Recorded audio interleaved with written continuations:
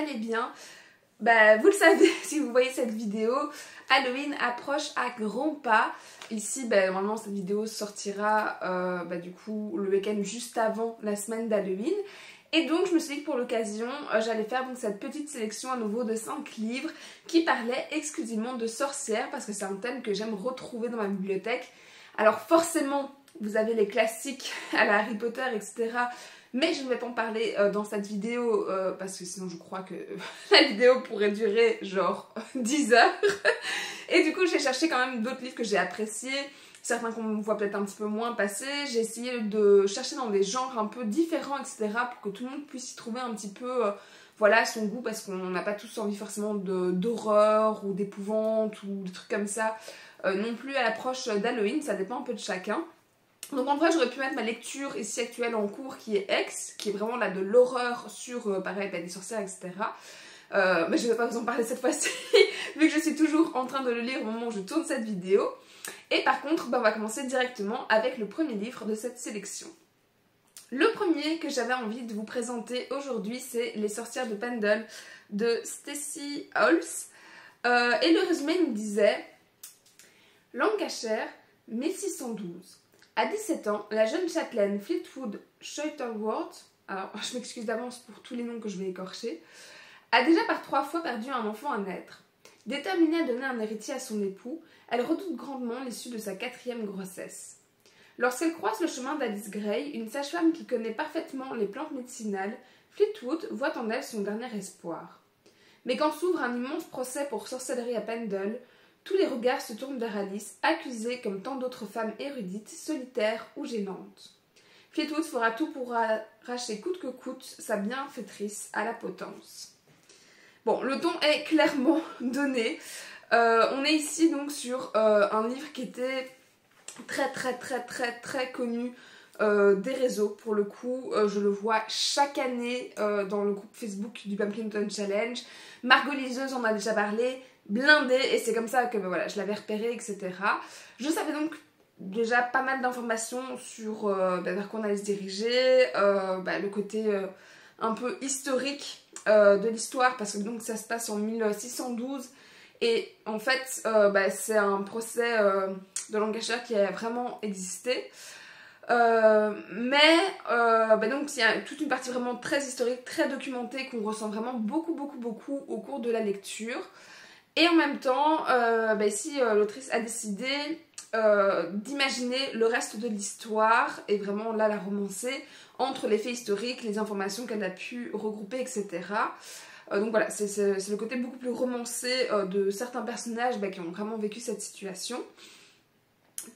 Et donc voilà, pour ça, je trouve c'est vraiment beaucoup mis en avant.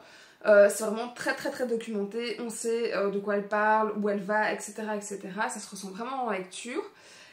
Et en même temps, pour ce qui est voilà, de juste l'imaginaire de comment ça aurait pu se produire, etc. J'ai beaucoup aimé aussi découvrir surtout la relation entre ces deux jeunes femmes.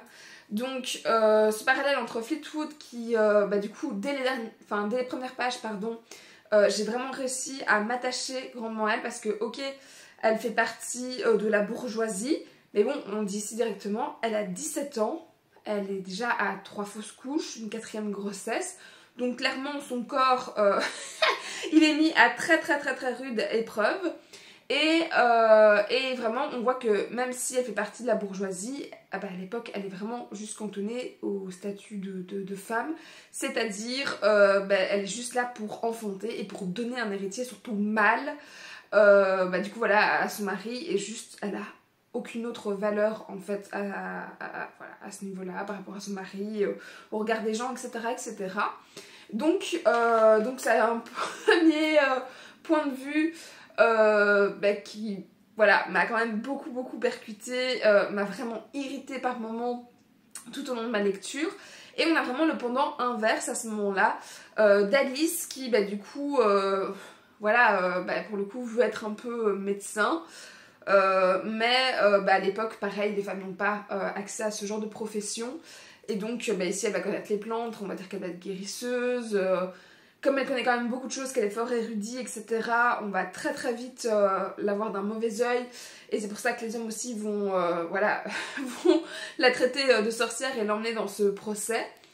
Et on voit que bah, du coup sa condition, voilà, de sorcière désignée, on va dire, mais elle n'est pas du tout plus enviable que celui de la bourgeoisie ou quoi, et que peu importe dans quel camp on se trouve, en bourgeois ou non, en érudit ou non, etc. Bah, en fait, d'un côté comme de l'autre, il n'y a aucun destin à l'époque en tant que femme qui est vraiment hyper enviable l'un par rapport à l'autre ou quoi. Et donc vraiment très fréquemment j'ai été très irritée voilà, des remarques qu'elles subissent, des injustices, des accusations qui se basent sur rien du tout, etc. Et on a vraiment toute une histoire forcément de féminisme, de sororité qui se met en place pour qu'elle se sauve elle-même. Donc parce que Fleetwood peut sauver Alice grâce à son côté bourgeois. Et clairement Alice, par rapport à ses connaissances, peut sauver ce 4e bébé du coup. Et donc voilà, il y a un lien très fort qui se tisse du coup entre les deux. Alors honnêtement, c'est un récit qui est quand même... Bon, il y a quand même quelques péripéties, etc. Mais quand même relativement contemplatif. Parce que pareil, comme voilà, l'auteur suit la trace, je vous disais, des événements vraiment historiques, elle a quand même une ligne de conduite à devoir respecter. Et elle ne peut pas non plus mettre 20 milliards de péripéties par rapport aux faits pour que ça reste cohérent, etc. Donc c'est un récit qui est quand même assez lent, même s'il y a des moments assez phares, assez marquants, etc. Je l'ai lu il y a plusieurs années et je me rappelle quand même vraiment bien. Mais voilà, dans l'ensemble, vous attendez pas non plus à un truc rempli de magie, de fantaisie, etc. Machin. On est plus dans du contemporain historique. Et ouais, de... C'est vrai que je suis pas sûre que ça se dise, c'est l'historique, mais je veux dire, voilà, on n'est pas dans des mondes de fantaisie, il n'y a pas de pouvoir, etc. On est quand même très terre à terre, du coup, c'est vraiment plus la sorcière guérisseuse, etc., comme je vous disais. Et donc forcément pareil, on suit un petit peu leur quotidien, comment ça va se diriger vers le procès, etc. Et donc forcément c'est beaucoup plus calme comme récit. Voilà, c'est très détaillé comme je vous disais aussi grâce aux apports qu'il y avait, etc. Mais vraiment je vous le recommande à mon tour parce que je l'ai vraiment beaucoup aimé. Il m'a vraiment fort impacté sur certaines phrases, etc. Il m'a vraiment pas laissé indifférente non plus. Et du coup, j'étais très heureuse de le découvrir à mon tour. Dans un tout autre registre, moi je pense à Halloween, je pense au fait surtout pour les enfants, les marches qui font peur, les films, les déguisements, les tournées pour récolter des bonbons, etc. Donc voilà, moi je le vois personnellement plus comme ce genre de fête, plus qu'un truc vraiment... je vous disais, de grosse horreur ou quoi. Et donc tout naturellement je relie aussi cette sélection à celui-ci, donc Sacrée Sorcière de Roald Dahl. Et pareil, le résumé ne dit pas grand chose, on dit juste un enfant par semaine, cela représente 52 enfants par an. Un tour, 2 tours de moulinette et hop, plus d'enfants. Voilà. Donc voilà, on sait juste que ça va être une inspiration d'enfants, on sait que ça concerne du coup des sorcières, vu que c'est un peu dans le titre. Et un peu dans les illustrations du coup qu'on a aussi dans cette édition chez Folio. Et clairement, autant je ne lis plus énormément de jeunesse, autant je prends toujours un énorme plaisir à retrouver les récits de Roald Dahl, qui est connu notamment pour Mathilda, pour Charlie et la chocolaterie, des choses comme ça. Et celui-ci reste dans ma bibliothèque parce que vraiment, je sais pas, il a vraiment cette plume qui me transporte instantanément à nouveau en la petite fille, je sais pas, c'est pour à partir de quel âge ça, 8-10 ans peut-être, un truc comme ça. Je suis un peu nulle pour estimer. Mais voilà, qui fait ce retour en enfance où on va retrouver un récit qui est déjà très drôle. J'adore pour ça Roald Dahl, il a vraiment cette plume à la fois hyper intelligente et drôle, surtout par les échanges ici qu'il a avec... j'ai oublié son prénom, je crois que c'est Bruno, mais je suis... Ouais, Bruno. Entre Bruno et sa grand-mère, qui est un peu le dernier membre, si je me rappelle bien, de sa famille, et qui, elle, va lui décrire justement voilà, toute l'existence des sorcières, à quoi elles ressemblent. Alors, il y a des descriptions qui sont super drôles, genre elles ont pas d'orteils, elles ont des pieds un peu genre carré rectangle comme ça. elles ont des longues griffes, elles sont chauves et donc elles mettent des perruques ou des chapeaux, etc. pour se cacher. Voilà, tout ce genre de choses. Mais il y a des images très très très drôles, cocasses, etc. Tout le long. Et en même temps, je vous disais, c'est un récit qui est quand même très malicieux, toujours avec Roald Dahl. Il y a toujours des doubles lectures, des messages cachés, voilà, des métaphores, etc.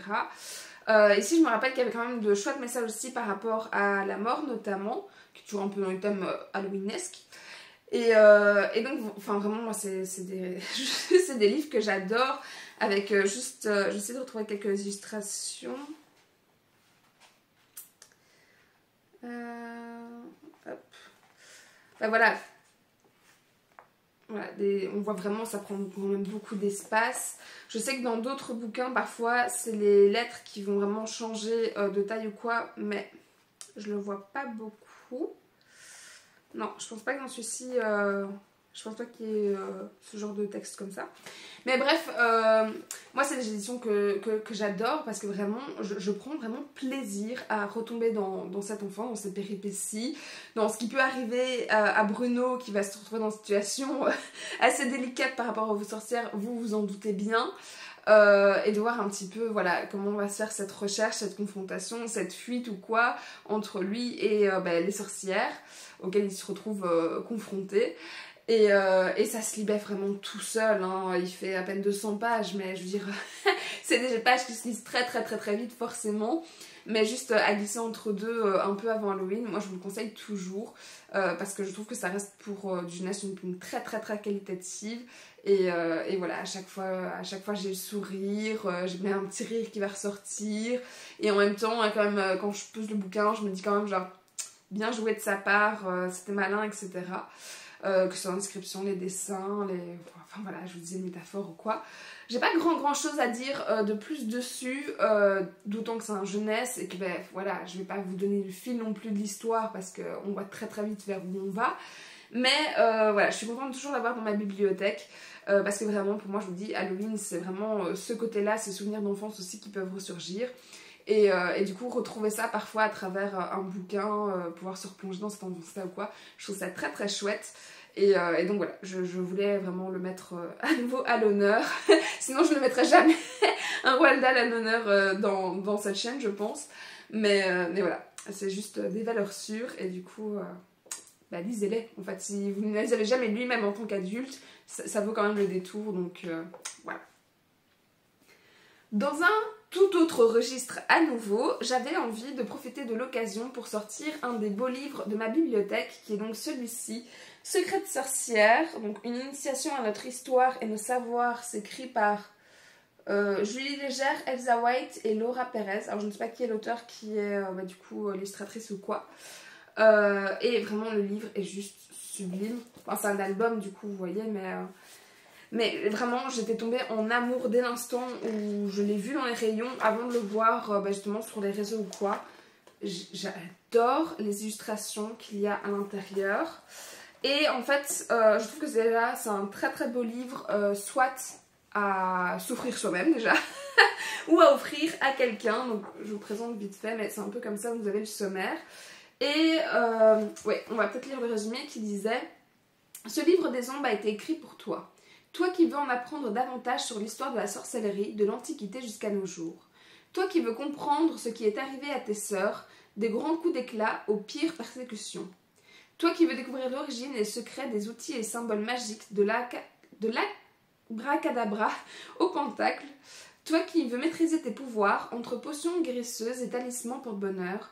Toi pour qui la grande famille des sorcières est aussi bien l'occasion d'une communauté de cœur qu'un symbole d'émancipation. » De Circé à Hermione Granger, en passant par les bûchers et les contes de fées, voici un beau livre entre le documentaire et le manuel pour révéler la sorcière qui est en toi. Car souviens-t'en, savoir et confiance sont les fondements de tout pouvoir. Et vraiment, donc, comme il dit ici, en fait, c'est vraiment un livre d'introduction, d'initiation à l'histoire des sorcières, de la sorcellerie, etc. à travers le temps. Je vais essayer de vous montrer un petit peu le côté chronologique qu'on va retrouver dedans. C'est vraiment de l'intro. Ça va passer par juste des sorcières qui sont vraiment voilà, hyper connu, le nom on revient tout le temps, etc. Alors, on dit tantôt, on retrouve donc Circé par exemple ici. Ah voilà, donc ici on a par exemple au Moyen-Âge, avec la magie qui se fait suspecte. Puis on va avoir la Renaissance, les chasses aux sorcières, etc. Et ainsi de suite jusque à nos jours. Et je vous dis, franchement, je trouve que chaque page est juste magnifique. Je ne vais pas toutes les montrer évidemment, mais vraiment je trouve que le travail qu'il y a dans ce livre, c'est vraiment, pour le coup, juste l'exemple type de ce qu'on qualifie un beau livre dans sa bibliothèque. Je vous en montre une dernière avec, hop, Salem. Et malheureusement, il a pris un petit coup. mais voilà, donc c'est vraiment un livre donc, que je vous dis qui sert bien d'introduction quand on s'y connaît pas trop sur le sujet, parce que sinon je pense que si vous en avez déjà lu un bon paquet, que vous êtes déjà bien renseigné sur le documentaire, etc., vous n'allez pas apprendre grand chose non plus derrière, même si c'est un large panel, c'est assez général, etc. Mais je trouve que voilà, quand on veut se lancer dans le sujet, c'est une très bonne base. C'est enrichissant, c'est instructif, c'est aussi bon sur le fond donc, que sur la forme pour le coup, donc c'est très agréable à manipuler et à découvrir. Et j'avoue que j'ai quand même eu quelques petites surprises, notamment vers la fin, où on nous dit que voilà, de nos jours, il y a encore des endroits où on peut accuser des femmes un peu justement de sorcellerie ou quoi. De mémoire, c'était plus du côté de l'Afrique, je pense. Et parce que je l'ai lu il y a un petit moment quand même. Mais voilà, qu'à l'heure actuelle, il y avait encore voilà, des endroits, des religions ou quoi, qui allaient pointer les femmes du doigt et les accuser de sorcellerie, etc. etc. Et j'étais un peu étonnée. Il y a beaucoup de choses par rapport à la place de la femme qui ne m'étonnent pas toujours à l'heure actuelle. Autant ça, ouais, j'étais un peu surprise quoi. Mais du coup voilà, pareil, j'ai pas grand chose à dire dessus parce que voilà, il est très court, il fait combien de pages? 75 pages. Mais voilà, je trouve que c'est un bon basique à avoir dans sa bibliothèque. Je ne l'ai pas vu passer souvent du tout. J'ai celui avec les sorcières, il y en a d'autres ici. J'ai Le secret des vampires par exemple, etc. qui est tout aussi canon, tout aussi enrichissant. Mais voilà, vu le thème de la vidéo du jour, c'est clairement l'occasion de le ressortir voilà, de ma bibliothèque, de vous le présenter. Et donc peut-être que vous allez craquer aussi comme moi, parce que vraiment, il est super beau. Alors le livre suivant est davantage connu pour le coup sur les réseaux, on le voit passer fréquemment parce que c'est une longue série qui d'ailleurs n'est pas encore terminée.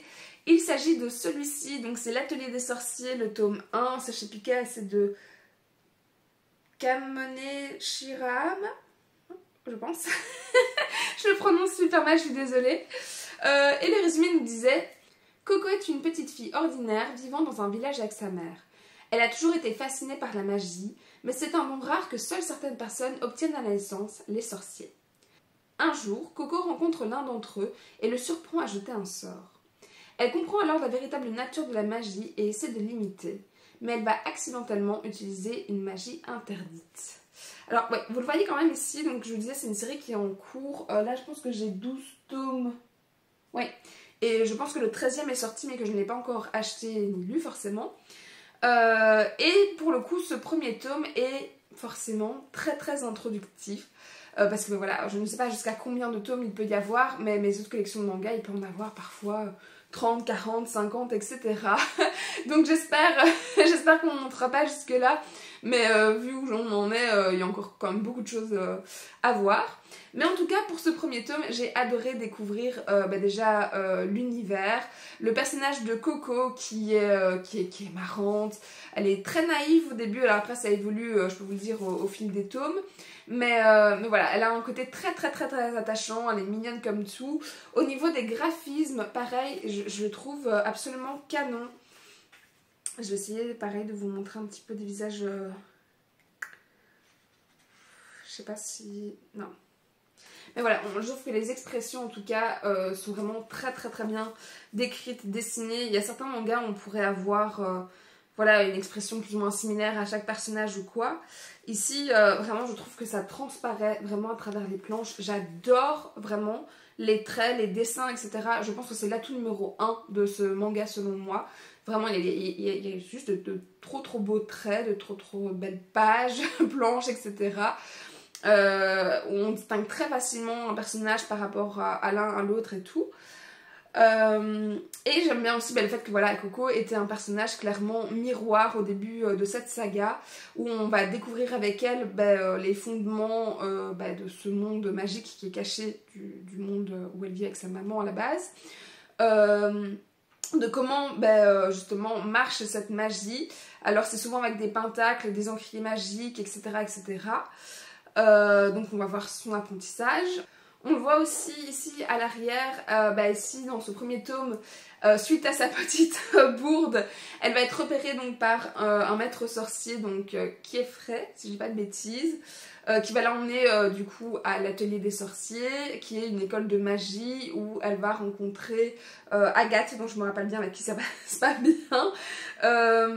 Il y a Triss et l'autre je ne sais plus, avec un T aussi je pense. Il revient pas, enfin bref, avec 3 autres jeunes filles et elle va forcément poursuivre son apprentissage. Alors donc je vais c'est autant introductif, autant voilà, ça place du coup logiquement aussi les bases de la suite de l'univers. Donc ouais, quelques petits indices déjà qui indiquent que en fait il y a un genre de tout un complot comme ça qui est mis autour de Coco. Elle avait rencontré donc un magicien qui lui avait donné un livre quand elle était petite. Il y a des gens un peu, c'est pas cagoulés, enfin ouais si c'est avec des capuches ou quoi, un genre de secte qui est plus ou moins introduit je pense dans le premier tome, etc. aussi. Donc on commence à sentir un petit peu un côté sombre, l'envers du décor, etc. Voilà, enfin voilà, ça met vraiment juste les quelques petits éléments pour toute la suite de l'histoire, pour toutes les péripéties qu'elles vont vivre par la suite. Alors autant certains tomes, j'ai trouvé que ils étaient un peu hors série, ou qu'il se passait vraiment pas grand chose sur un seul livre ou quoi. Mais à côté de ça, c'est toujours un plaisir d'en apprendre plus sur l'univers, qui est vraiment, il a ses codes, il a voilà, son style de magie, etc. C'est quand même très marqué. Et voilà, je sais pas trop quoi dire en fait d'autre, pareil par rapport à ce premier livre, parce que je vous dis c'est une longue collection.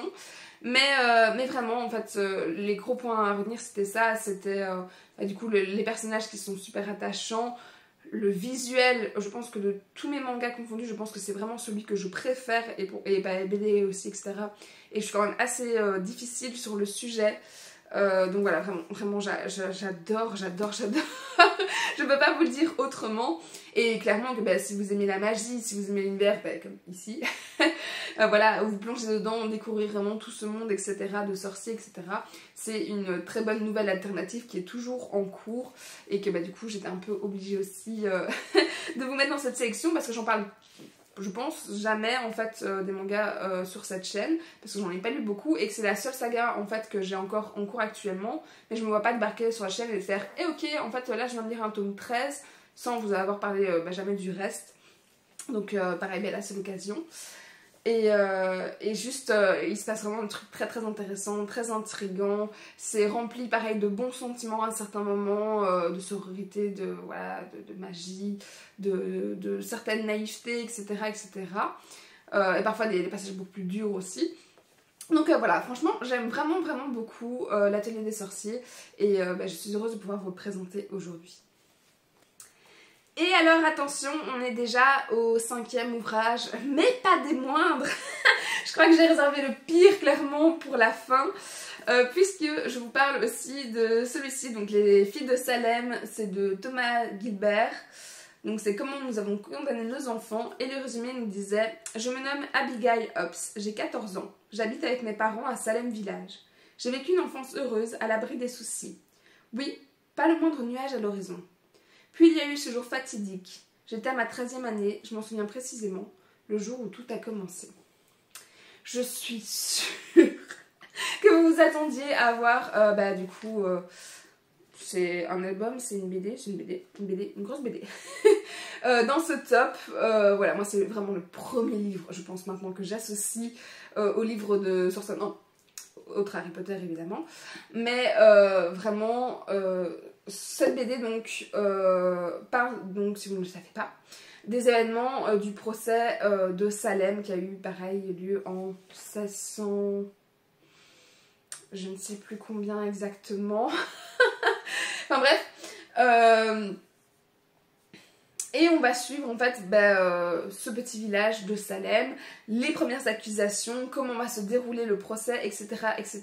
Cette montée en puissance complètement venue de nulle part, cet acharnement, enfin bref, ce massacre, on va utiliser le vrai mot, hein. Et ben voilà, avant de découvrir la BD, j'avais déjà entendu parler forcément de ce procès, qui est vraiment mondialement connu, qui a été horrible, et j'étais très curieuse ben voilà, de découvrir comment l'auteur allait, en fait, enfin l'illustrateur aussi, allait retranscrire ben, du coup tout ça sous forme de BD et en visuel. Et je préfère le dire, autant pour moi c'est le meilleur de cette sélection, autant je ne le conseille pas à tout le monde, il faut vraiment faire attention, ne le mettez pas entre toutes les mains parce qu'il est super dur, super trash et très visuel pour le coup, parce que toute l'horreur va vraiment passer à travers certaines planches où on va avoir droit à des meurtres, à des lapidations, de la zoophilie. D'habitude je spoil pas les trigger warnings comme on dit avant, mais là pour le coup moi j'aurais bien aimé le savoir avant, donc je préfère le dire aussi. Il y a une scène, je me rappelle particulièrement bien, et pourtant pareil j'avais eu Halloween mais il y a des années maintenant, et tout ce visuel va se faire vraiment de façon très explicite, c'est montré, c'est pas sous-entendu ou quoi, voilà, par juste les scènes. Ou alors, de manière générale, c'est quand même très dérangeant, choquant ou quoi, par le type de trait qui est utilisé. On a beaucoup de traits qui sont repassés les uns sur les autres, pour montrer vraiment cette folie humaine qui déforme, de rage, etc., qui s'empare des gens. C'est des traits très spéciaux, tiraillés. Je sais pas si je serais vraiment vous le montrer comme ça, sans vraiment spoiler. Mais même ceux de base, je trouve, on a déjà des visages...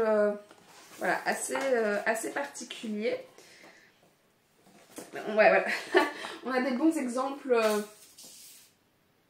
voilà, où c'est... il faut aimer, quoi. Il faut aimer, il faut passer au-dessus. Je sais pas si je vous en montrer d'autres. On a des tons forcément aussi très sombres parfois. Des regards hyper perçants, ça y en a très souvent. Ouais, non, ça je peux pas montrer directement. C'est pas beau à voir, honnêtement. Enfin bon, je vais pas faire tout l'album, mais juste voilà, il faut être très vigilant par rapport à ça. Et enfin, voilà, je préfère vous prévenir dans quoi vous allez vous embarquer, parce que vraiment c'est un récit qui est très trash et très visuel pour le coup. Donc c'est pas l'imagination qui va juste prendre voilà, le relais et s'arrêter au niveau où on est bon. Non, c'est plus ou moins le même pendant qu'un film, ça vous arrive en pleine face et puis c'est tout.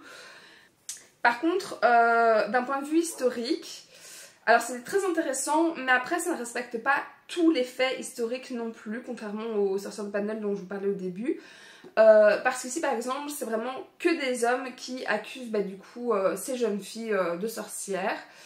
Alors que dans l'histoire ici on va retrouver par exemple le personnage de Betty, j'ai oublié son nom de famille, mais qui ici est victime et en fait dans la vraie vie était par contre clairement une des personnes qui accusait les autres, qui a été vraiment ignoble. Et donc ce côté très garçon contre fille, etc., je l'ai trouvé un brin dérangeant quand même à la fin de ma lecture. Parce qu'en fait, oui, c'était majoritairement comme ça c'est clair, et même avec les autres procès de sorcières, etc., on va pas se mentir. Mais en fait, pour le coup, c'était pas que ça, et je trouve que le fait d'avoir vraiment clivé hommes, femmes et tout, les hommes c'est les mauvais, les femmes machin, etc., j'ai trouvé ça un peu dérangeant, parce qu'en fait, le récit de base n'en avait pas besoin non plus. Je veux dire, c'était suffisamment plausible et suffisamment horrible pour qu'en plus on mette l'accent là-dessus. Donc moi, ça m'a un peu fait tiquer. Même si voilà, je vous dis, j'ai vraiment adoré cet ouvrage. J'ai trouvé très intelligent. Mais voilà, c'est le seul défaut que je lui reproche encore maintenant. Et voilà, pour le reste de l'histoire, je pense que je préfère vous laisser le découvrir. Alors que ce soit par celui-ci, avec d'autres documentaires, d'autres lectures ou quoi, et puis seulement par celui-là au passage ou ce genre de choses. Attendez-vous, juste dans tous les cas, un moment où vous plongez dedans, à avoir les traits complètement noués, tirés, etc. Autant que les personnages. Vous n'allez pas y échapper, ça, tous les retours sont unanimes. Mais voilà, j'étais très contente de me faire mon propre avis dessus. Clairement, il va rester longtemps dans ma bibliothèque parce que c'est une pépite voilà, dans le genre sur le sujet, etc. Mais je vous dis, warning quoi, vraiment warning, il est hard, mais parfait pour Halloween pour le coup aussi. Et donc voilà. C'est déjà tout pour cette sélection. Vous avez vu, il y en a vraiment pour tous les genres, ça part un petit peu dans tous les sens, dans tous les formats, etc. C'est vraiment ce que j'avais envie pour cette vidéo-ci. J'espère que ça vous a plu, que vous avez quand même pu découvrir l'un ou l'autre titre, ou que certains vous avez passé, mais vous n'étiez pas attardé beaucoup plus dessus, et que ben là, peut-être ça vous a titillé un petit peu plus. Moi voilà, je vous ai dit, c'est un thème en tout cas des sorcières, des personnages que j'aime vraiment beaucoup retrouver dans la bibliothèque, dans la littérature, etc. Et d'autant plus en automne pendant le pumpkin. Et du coup voilà, ça m'a semblé hyper naturel en fait, après avoir fait des catégories sur l'automne, sur des livres vraiment... je pense que j'avais fait d'Halloween avec plus qui était un peu thriller ou ce genre de choses. Voilà, de faire un thème maintenant cette année sur les sorcières. N'hésitez pas en tout cas dans les commentaires à me faire d'autres suggestions. Alors j'ai déjà d'autres livres forcément aussi sur le sujet, mais sait-on jamais, je suis sûre qu'il y en a encore 20 000 que je dois découvrir et voilà, de quoi ajouter à ma wishlist. Et en tout cas voilà, je vous attends dans les commentaires forcément. Et forcément pareil, si vous n'avez pas forcément de titre ou quoi et que vous êtes juste de passage comme ça, n'hésitez pas, le petit emoji c'est facile, ce sera un sorcier ou une sorcière à mettre dans les commentaires. Et je vous souhaite d'ores et déjà une excellente fête d'Halloween, de sa main, etc. Et je vous fais du coup plein de bisous jusqu'à une prochaine vidéo qui sera très logiquement mon bilan du coup alors du mois d'octobre. Salut!